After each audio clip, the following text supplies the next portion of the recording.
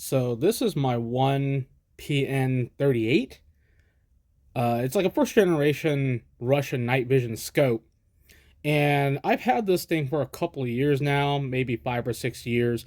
I got this from a guy in Poland, if I remember correctly. I don't remember how I got it, but it's here. And I messed with it once when I first got it, and I thought that the reticle was dead. So I put it back in its case, which is this guy over here. We'll take a look at that in a moment. And I was just like, oh, well, another 300 something dollar paperweight. I'm pretty good at buying paperweights, but at least it's an interesting piece of Cold War technology.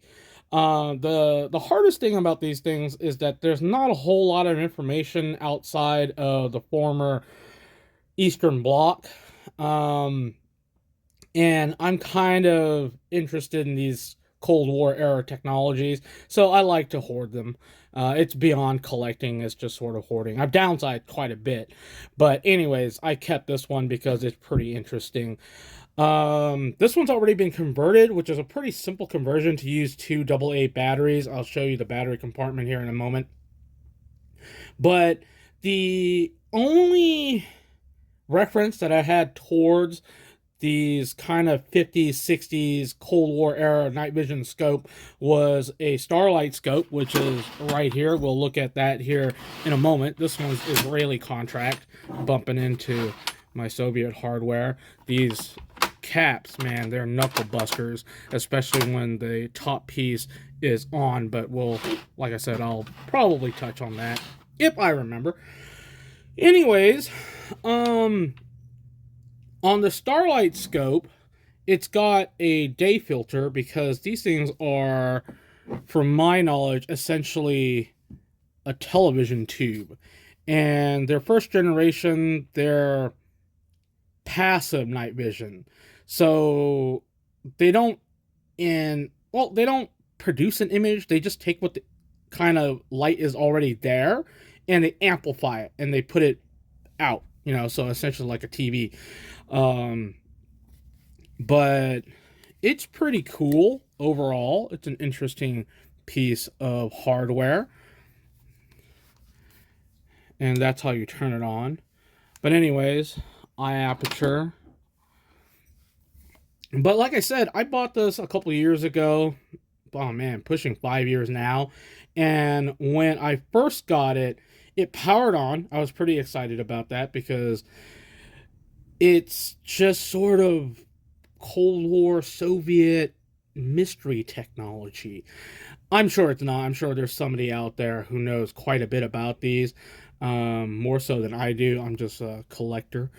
And anyways, when I turned it on, I just opened the day filter all the way because that was my experience with the Starlight scope, where it just has a lens. And I was pretty bummed that the reticle was dead. So I just let it sit there in a corner for half a decade. And today I picked it up and I was like, I haven't really looked at this thing in a while. Maybe there's something I don't quite understand. Maybe I can figure out the maze that is an electrical circuit and maybe I'll get the reticle working. It's interesting that this unit here powers the actual scope, but a wire comes out and powers this tiny little baby incandescent light bulb. That thing. Yeah. So luckily the kit comes with spares, so I'm not completely out if it's broken. Maybe there's somebody where I can figure out a way to make an LED. That'd be kind of cool. But again, I don't have any idea how electricity works. I'm kind of like Jeremy Clarkson. If you tell me that it's magical pixies, electrical pixies that make it work, I'm like, yeah, dude, just tell me that. I don't know currents. I don't know any of that stuff. Well outside of my knowledge. And I used to be into model trains, and even those are a total mystery to me. But anyways, I was messing with it today, and I decided to turn it on when the aperture was fully closed. And I'll take the aperture off so it's interrupted right there. It comes right off. And that is the lens. Nice and clean. Very well protected. This thing, I don't even know if this thing was ever used. This one said it was made in 1962. That's quite an old piece of technology. But anyways, you can hear the clicking in it. I really thought that I would be able to see the aperture on the inside. But anyways, it's got a light aperture that opens and closes, kind of like that on a camera. And you turn it accordingly. And I guess the correct manual of arms is to turn it on, look through it, and then slowly open the aperture.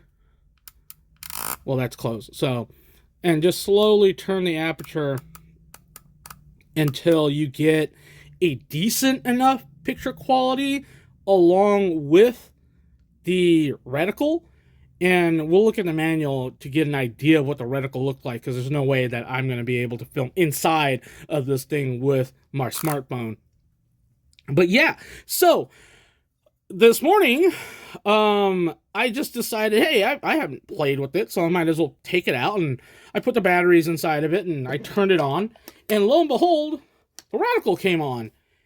And I was rather excited. I was like, wow, maybe just sitting there for 5 years fixed it. Because again, magical electrical pixies. I don't have any idea how electricity works. A little bit of corrosion, but that's just due to age. But yeah, so took it out, went outside, played with it a little bit, and I was thoroughly impressed, especially considering how old these things are. These things were apparently made into like the early 80s, so a heck of a long time for a first generation night vision.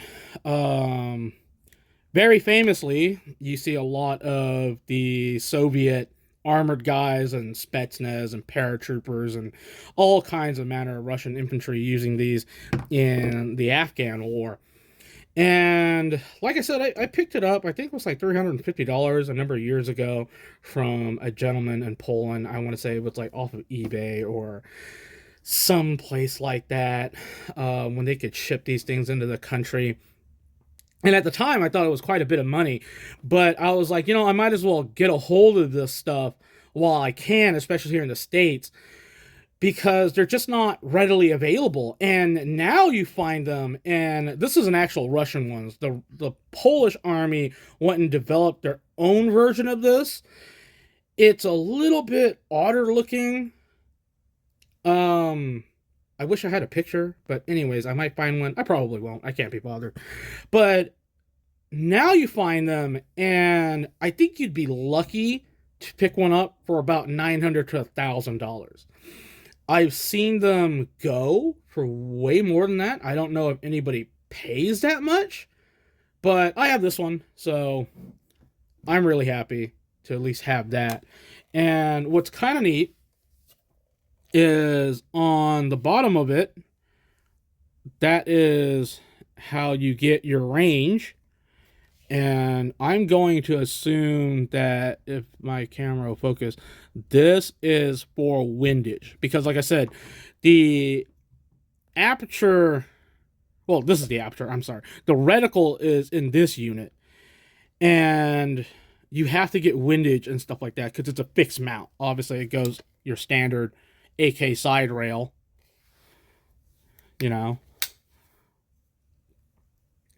But they come with different dials, and they have different range settings. And this one's actually currently set up for an AKM. There's one for the SVD Dragunov, as well as the PKM. And we'll take a look at that when we go inside of the box. But I always like looking at this stuff, especially comparing it to what we here in the States had at the time. And again, this is a first generation passive night vision. I think before this, they had one that was infrared, and typically they were intended to be mounted on like heavy machine guns, that kind of deal. I don't remember the exact designation. There were some shortcomings apparently to these. I'm not exactly 100% sure because I didn't bother reading on it, but I do remember reading a little bit on it, saying that the Red Army didn't quite like them, so they went to the 1PN58, which had a different style battery compartment. These use old school wet batteries, kind of like wet acid batteries, kind of like those that you would find in your car. I do know that the batteries were intended to be rechargeable from memory. Don't hold me to that. From memory, I think there are some in there. We'll take a look when we go inside the actual tin. But it's a pretty simple conversion. And so that's how that opens, and it opens up. And you can see the housing and essentially where the battery connects to it. Fresh, new Duracell, 10 years on there. And if I really wanted to, I could probably go through and improve the wiring housing, but it's not a big deal. I don't shoot this on a gun or anything like that. Like I said, this is purely for collector's sake. It would be really nice to put it on an AK-74 and shoot it. It would make the 74 incredibly heavy, but at the same time, with that nice 545 cartridge, it probably wouldn't recoil hardly anything at all. And it doesn't want to go on. There we go. You got to really fuss it to get on there because it doesn't want to come off. Rubber seal, all that stuff to keep it weatherproof. But yeah, pretty interesting piece of technology. And if you guys happen to find one that's converted or works, a lot of these, when they were available, seems like they were just new old stock and never really used because, you know, outside of the corrosion to the electric from just sitting, they're pretty good. I know that there was a bunch coming in again in the mid 2000s, maybe out to 2015, and they were coming again out of a warehouse in Poland, and I think Apex or Bowman's or somebody like that had them. The ones I remember seeing were from Apex Surplus, and a great deal of them had water damage. Must have just been in a warehouse somewhere in an arsenal, Cold War arsenal, and the roof just gave out. But anyways, that is my 1PN38. Pretty cool. We'll turn it on here, and we'll see if we can hear the sound.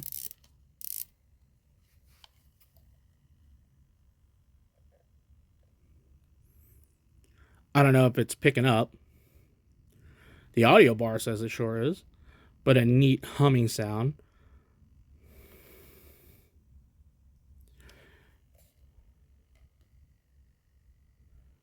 Give a good look at all the markings and the reticle unit, front ends cap. The other thing that is kind of neat about this particular scope, now that I'm thinking about it, is apparently these things are light sensitive. And well, the Starlight scope is also light sensitive, and you don't want to, it's turned off, just expose the front lens cap completely to sunlight. That's a good way of cooking a rather interesting piece of Cold War technology.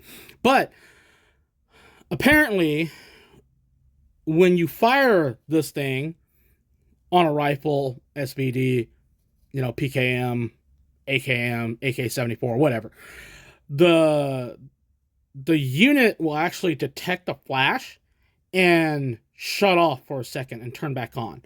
I guess it's supposed to do it so quickly that you don't even register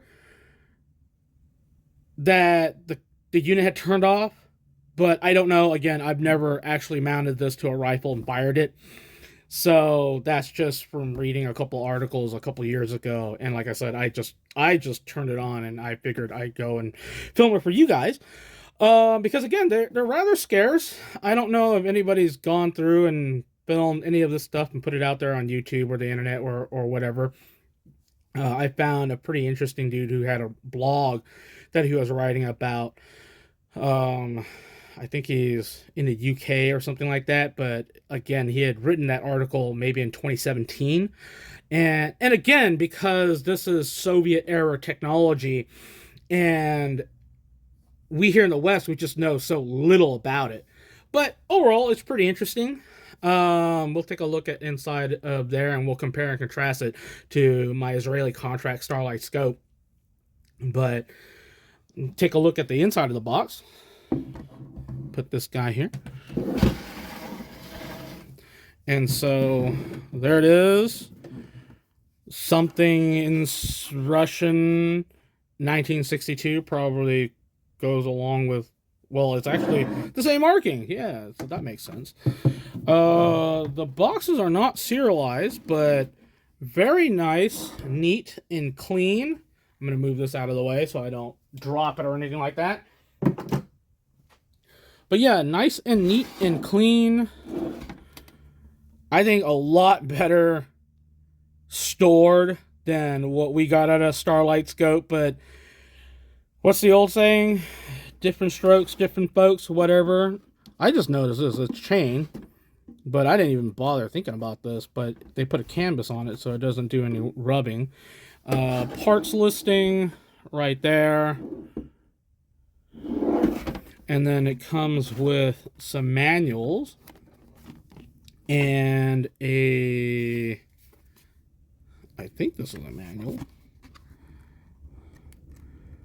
Completely useless to me because I cannot read Russian Cyrillics whatsoever. I used to know a guy who could probably read that, but that was, again, years ago, so I haven't really stayed in contact with him. Nice little bound book.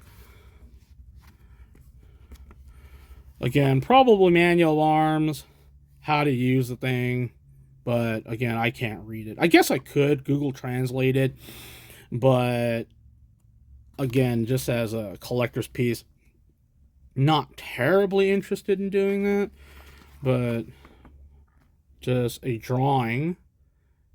I always like this kind of stuff because someone actually took the time to draw this. A draftsman did it. And basically explaining how the mirrors and lenses work inside of there. There's your reticle. That's what allegedly it looks like on the inside. It's very rough. I can't explain to you how rough this image is. Inside of the reticle, you can barely make out the fore. The chevron, the center chevron, which is supposed to be your point of impact, is, I guess, there. The only reason you can assume that it's the chevron is because it happens to be in the middle of these 4 windage markers, and it's larger than the other 2. And then you do have the 2 large horizon line that goes along there. A lot of these Soviet-style scopes have rangefinders, and so the individual marks are essentially like different yardage, and you would say, oh, a man is 4 meters tall or whatever, and put him on there, and you, okay, now I know the approximate range and guess for windage. How effective that is, again, I don't know because I haven't shot it. And this is basically a quality control card, which is pretty nice. Again, it's a complete unit, which is really nice because especially nowadays, you find them and there'll be parts missing out of it because they've essentially gone through and broken it up for individual collectors who may probably just need the manual. And this is what I was talking about earlier. This whole mousetrap, I don't know how to read electronic keyboards or grids or whatever the heck you call these things, and this is probably important, and it goes somewhere. And I was like, if I knew anything about electricity, I could probably figure it out, but I don't know anything about electricity. So that's kind of nice. Nice fold out. It goes back in there. And this, whatever this is. But overall, a complete technical layout of the scope, the internal lenses, the battery compartment, the reticle, all that stuff. Points out bits and pieces, how the actual reticle aperture probably works, different parts for manufacturing or repair or just general field armor stuff, way beyond my knowledge. But overall, it's a really neat little book to have. Heck, I mean, even just this little book is really cool Cold War era collectible, you know? What's it worth? I don't know. That's not the point. But again, I always like it because nowadays everything's just done on a computer. It's AutoCAD. Back in the 1960s, some guy actually took the time to sit down and draw this, and then they, basically scaled it and printed it. But it's always really cool. There is definitely a life to it, but that's just me being artsy fartsy because I have a background in arts. Anyways, again, go back through and look at it, and that fits right there, nice and solid. This is a carrying case. I'm always afraid to take it out. It's actually a canvas carrying case, and it's in really good condition. But the last time I took it out, I couldn't figure out how to get it back because it just sort of unfurled. So, carrying sling in that classic, it even smells like a classic Soviet bag right there. The leather's basically brand new. Like I said, I don't even think this thing was ever issued. A carrying sling, looks like. Yeah, carrying sling. Oh, I know what this is. This is to strap it around your body so it doesn't swing side to side. Yes, that makes sense. Something else in here? Probably just mothballs? Yeah, Cold War era mothballs or cleaning rags. Yeah, look at that. Didn't bother looking at it.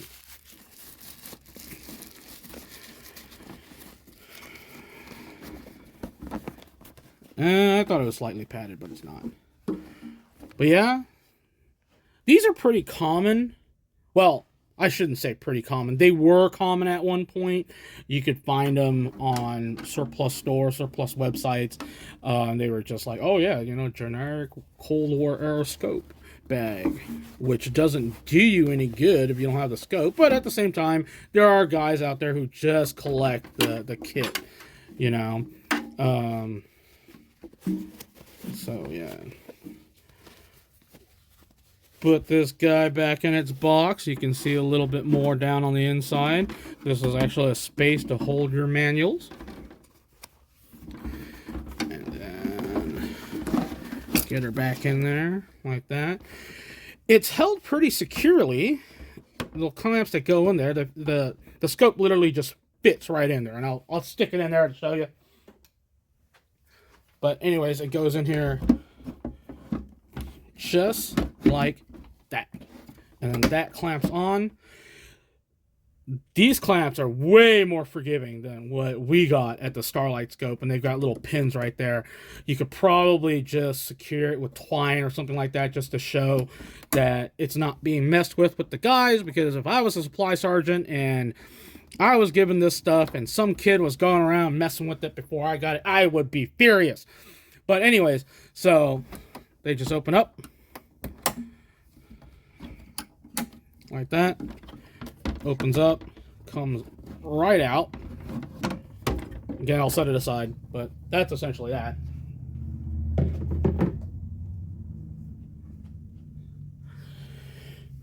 And a good look on the inside. This is the battery, I think, from memory, and there is actually a infrared lens, and we'll take a look at that here in a moment. This, what's this? I want to say these are spring steel.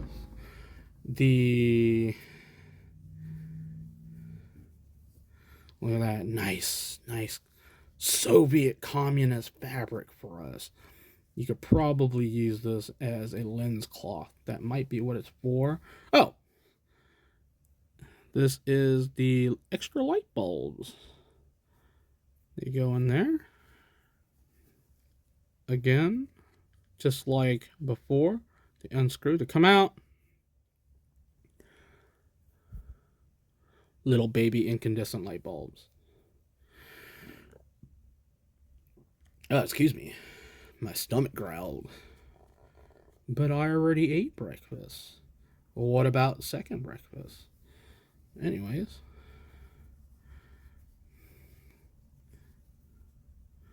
Goes back in our little cloth patch right there. Nice and tidy. Right back there. And, oh, that's where it is. This is a light reducing aperture. The other aperture is just clean through, but if you look at this thing, it's got a little mouth on the inside of it. And so the Starlight Scope has this also. And I don't know why I don't just put this one on there. But anyways, it's more work to do that. But when your eye pushes on the eye cup, it opens. See that? And what it's intended to do is when you're using this at night, you don't want excess light coming out of the back of the aperture giving away your position. So you put this on the scope, and then when you're ready to shoot, you put your face onto it, it seals it, you can look through it, and it prevents ambient light from escaping, again, giving away your position. These things were not really intended to be used on the move. I think these things were really intended to be used in a defensive situation or in a prepared position where you know that there's enemy activity, and you can use, again, either ambient light from the fire base, or even better, if you had a spotter who was using an infrared light to light up the area to help amplify the target, and you could then properly defend the perimeter, that kind of stuff. I don't know if that's how the Russians intended to use it, but from memory, I believe that's how we were intended to use the Starlight Scope, and we'll look at that again after we look through this box of wonderful treasures. So, let's see. Yeah, there's the infrared lens. You can see there's a red tint to it. Spring-loaded, so it fixed onto the front of the lens. Again, interrupted thread right there. Really nice machine piece. Good quality glass. Well, I think it's good quality glass. I don't have any idea. A little dirty, but that's not a big deal. I don't have an infrared gun to use it with anyways, so it'd be really cool if I can mount it to a rifle and shoot it and compare and contrast it, but I don't have one because, it's just AK-74s are not exactly something easy to come by, and I don't really feel like paying the money to get basically a AKM. But anyways, I've got a spare one of these. I don't know what this thing is. I had 2 of them, I think. Or maybe it was this one. Anyways, I was being dumb and I opened it and a whole bunch of little rocks fell out of it. And I don't know if it's... I don't have any idea whether this is a radioactive component or not. Yeah, hold it like a microwave. No, it's not. Whenever you say radioactive, people freak out, but I guarantee you, this thing doesn't emit more radiation than your household microwave, or your smartphone, or your Samsung smart TV. Don't be. I mean, I could be completely wrong. It could be like the most radioactive thing in the world, and I'll have superpowers here in a little bit. But oh no, I dropped it. Who knows? But again, I've had it for 5 years, and I don't have a third appendage or glow in the dark just yet. And this thing, which is a knuckle buster, boy, this would be really annoying to try to get out.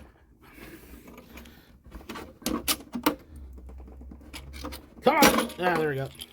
Bust my nails. I have notoriously weak fingernails, and just looking at them shreds them. But that cool little watertight pills is your different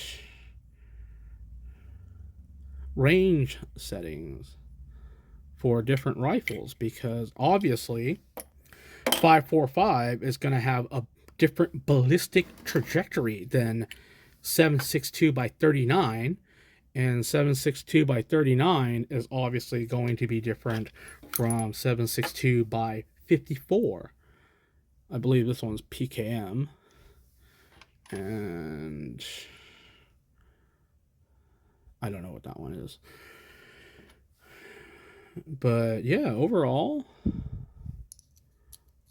little different apertures, which is actually really, really clever, I think.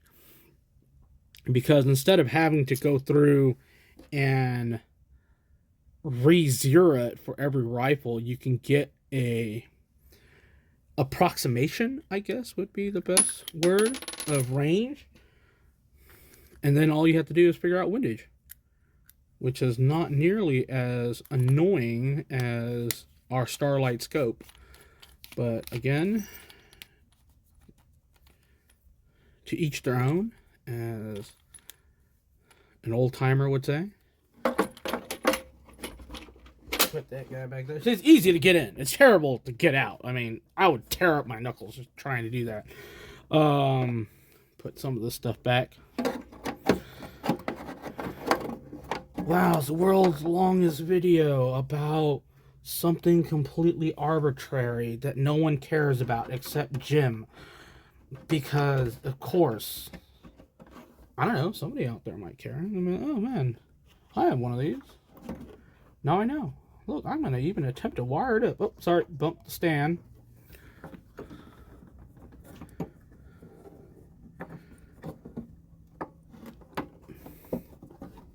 Go back in there. Come on, there you go. I'm glad that the rubber hasn't, like, turned to hard plastic and completely fallen apart. These are the batteries. Come on.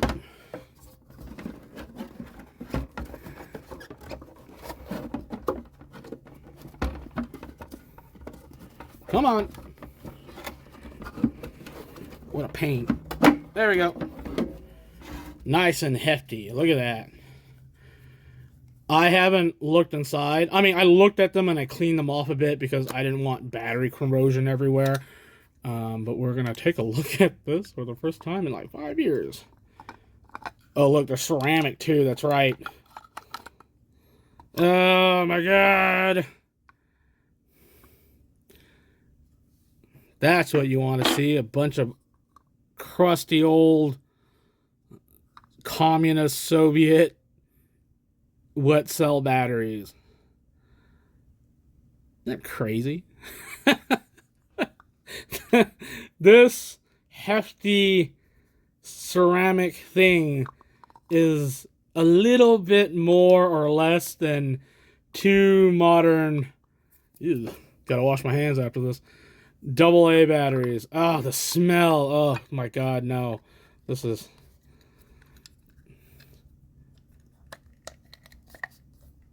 Put that guy back.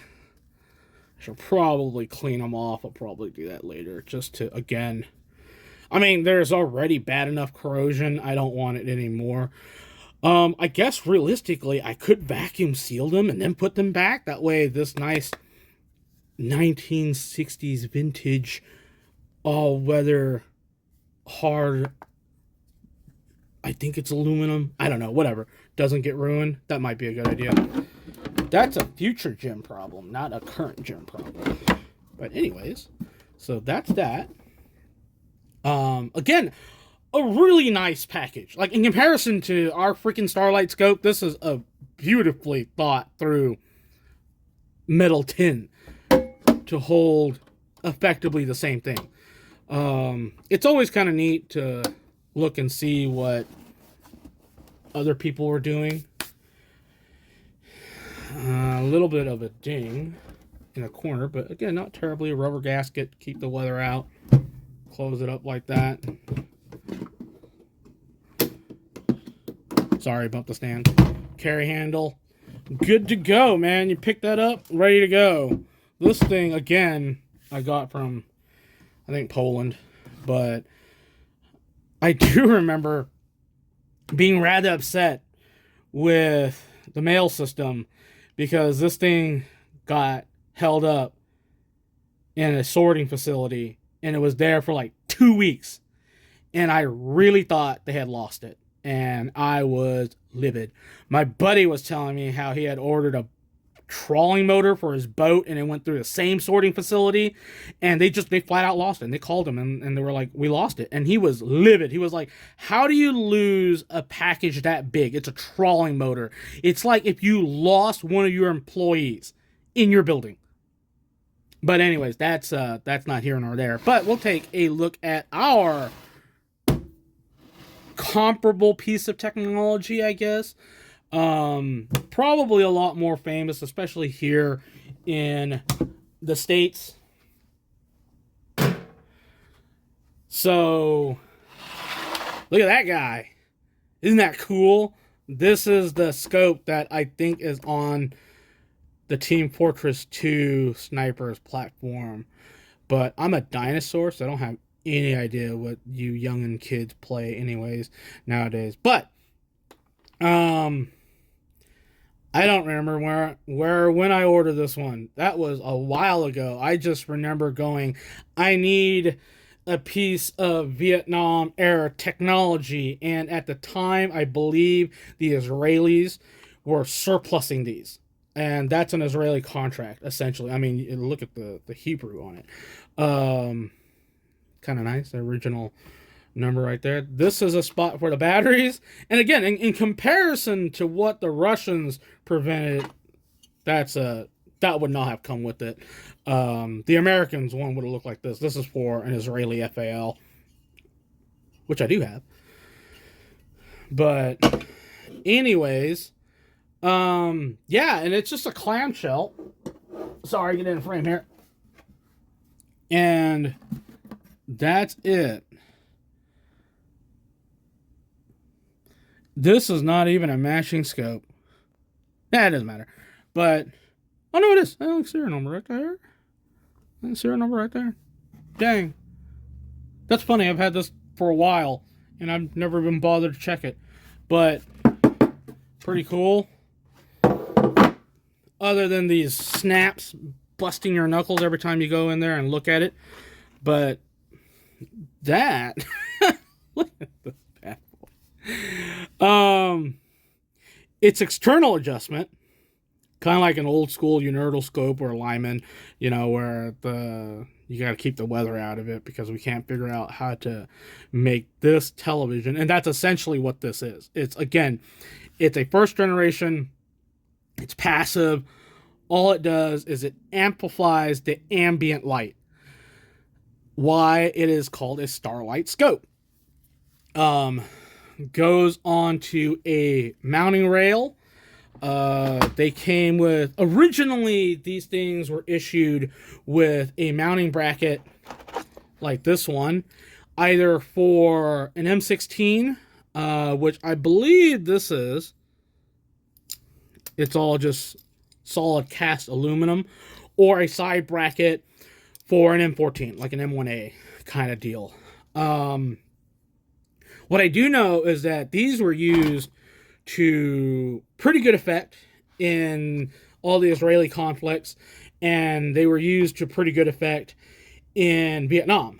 There is a story of a American sniper using one of these, and he allegedly fired off 20 rounds at 50, 25 yards, which is not that far when you think about it, but when it's pouring rain and it's dark and it's the jungle, and I believe he had taken up a position on the river, but the Vietnamese didn't have anything comparable to it.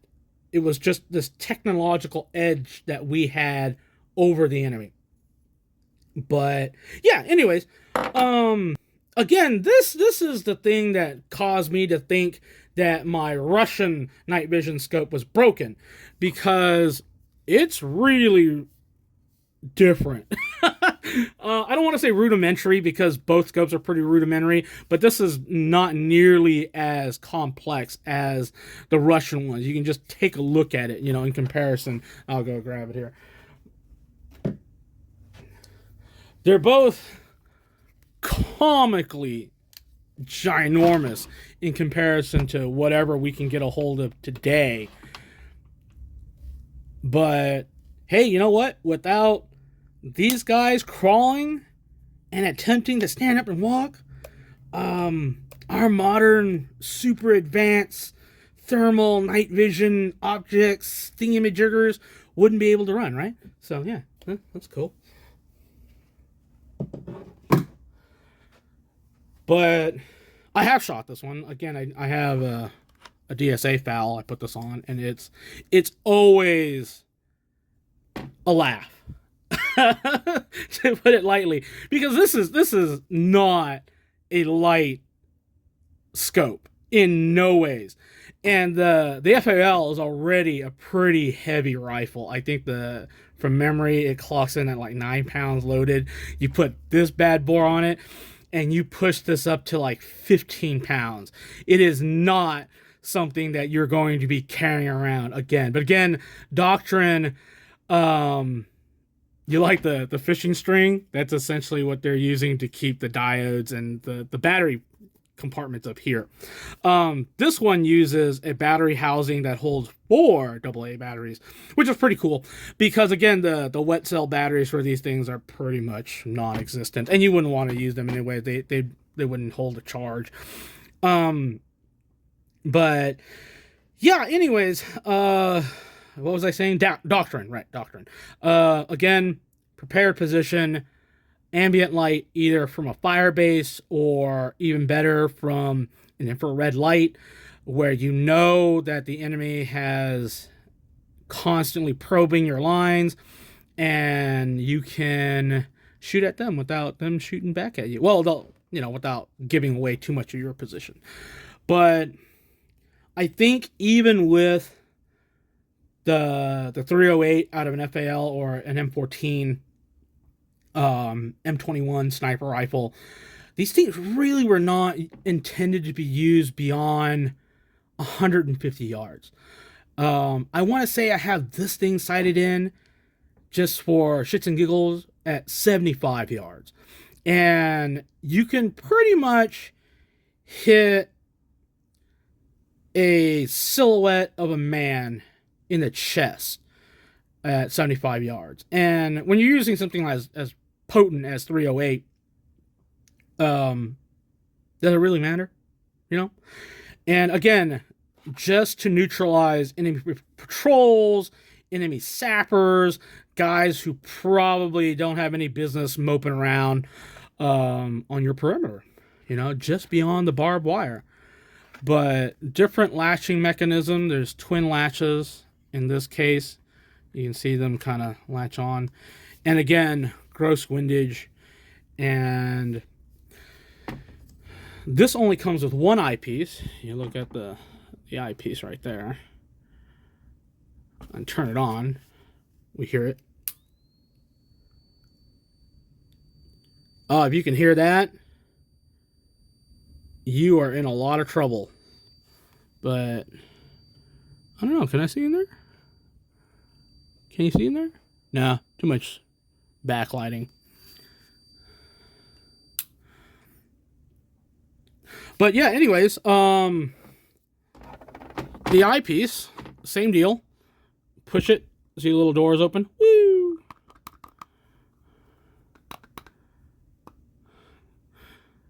It's actually a pretty neat little thing. Look at that. It looks like a door. Again, I'm glad that this hasn't, like, vulcanized and turned to dust, because that's just what happens to plastic. Everything... Plastics before the 2000s seems to go back to dust, and everything after 2000 seems to go back to oil. But that goes on right there completely.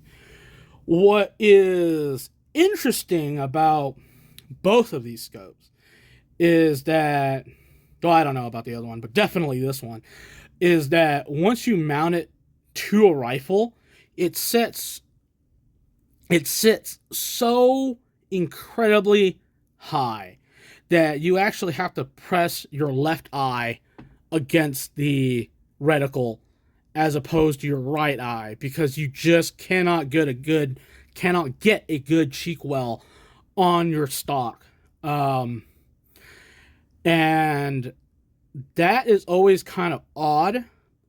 I think I had this thing on a camping trip one time, and I wanted to see how much actual darkness affects your right eye and your brain and how it all works.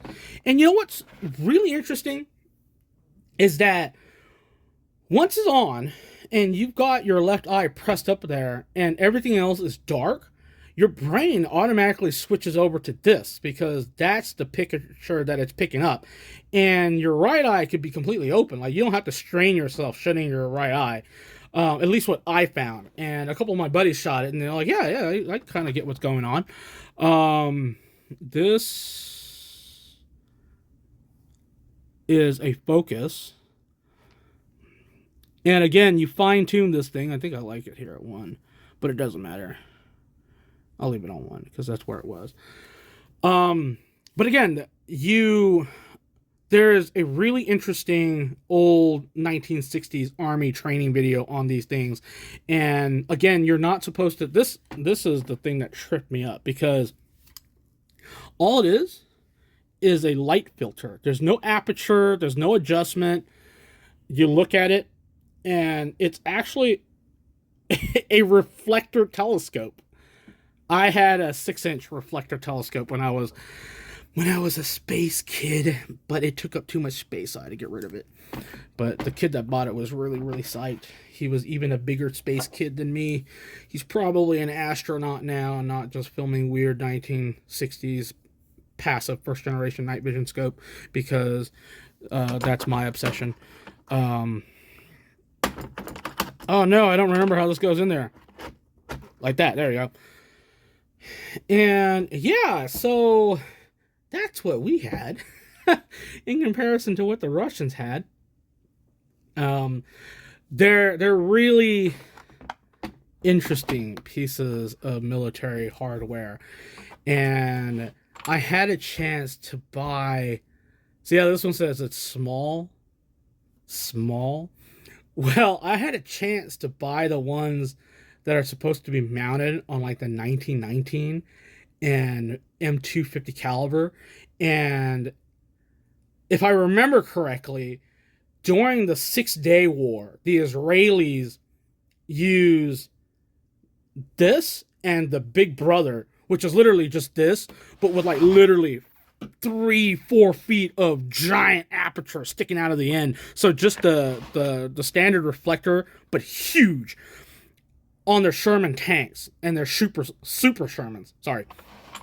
And when the opposing forces, I don't remember who they were fighting, the Egyptians or whoever, were using the infrared spotlights on the end of their T-55s, the Israeli tank crewmen, the gunners, could follow the beam back to its source, and they would just simply put the shell there and would knock the top off of the tank. So, if I remember that story correctly, it's an interesting anecdote, but don't hold me to it.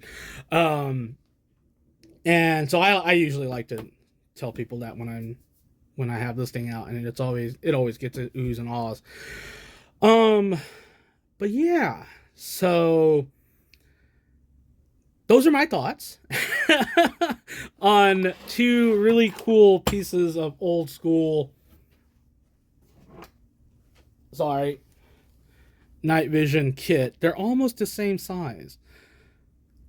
This is much lighter, slightly smaller diameter, but definitely if you guys like this kind of stuff, I would, and you have the opportunity to buy it, not for like a bajillion dollars, but whatever you think is reasonable to you, I would highly encourage you to pick it up. As a friend of mine, older friend of mine, told me, you know, we shouldn't try to keep these things forever, but it is our responsibility to take care of it while it's in our hands. And when it gets to the point where it's time to move on, they should go to somebody else who will take care of it and curate it for future generations. Because I think that, especially nowadays, a little bit of a side thought, more people are interested in the inherent value of this stuff and how much they can get as an investment, as opposed to simply maintaining its history and passing it on to future generations. Because, I mean, I've seen it in this collecting realm where, because people have hoarded it, they've essentially killed the interest in these things. Because, I mean, what good is it just locked up or sitting in a closet like this guy sitting in a corner for 5 years, just because I thought it was broken, because I didn't have any idea of how to use it. But if you take it out, like I've taken this out to shoot, and I can literally see, especially some of the younger generation, shoot it and take an interest. I mean, if one out of the untold number, handful of people have shot this stuff, takes interest in and goes and picks up another one so that he could pass it on, I think that's fantastic. But yeah, those are my thoughts. A lot of but that's just how my brain works. And as always, this has been Jim. I'm horrible at posting, but when I do, I hope to bring you stuff that's a little different. So if you're still with me, thanks for watching. Cheers.